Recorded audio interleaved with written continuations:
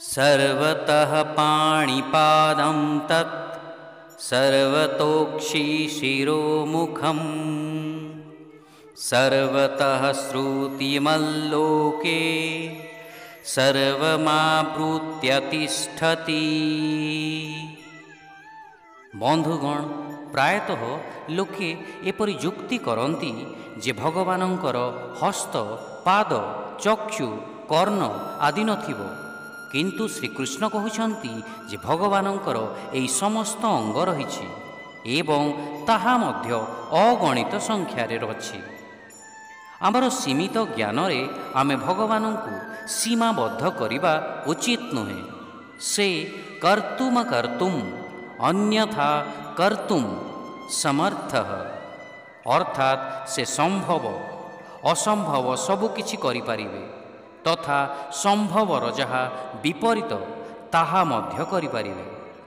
सर्वशक्तिमान भगवानंको विषय रे तांकर हाथ पाद इत्यादि रही पारिबनी कहिबा तांको उपरे प्रतिबंधक लगाइबा परि हेबो, किंतु भगवानंको अंग प्रत्यंग एवं इंद्रिय दिव्य होइथिबा स्थले आमर से सबु माइक अटे।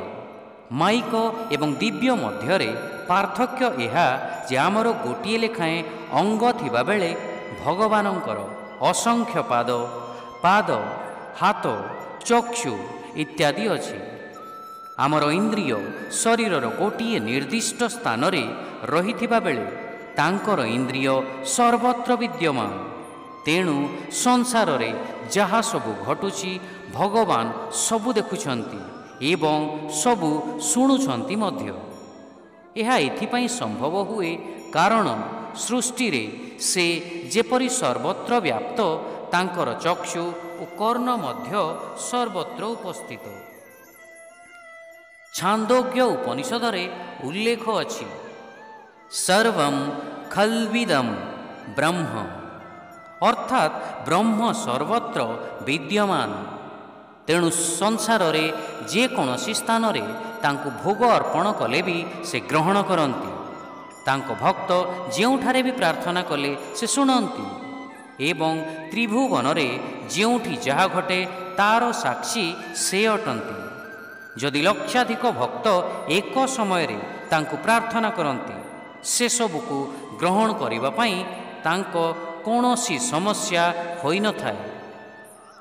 शिक्षा तांकर हस्त और पद चक्षु मस्तिष्क एवं मुखमंडल एवं सर्वत्र विद्यमान।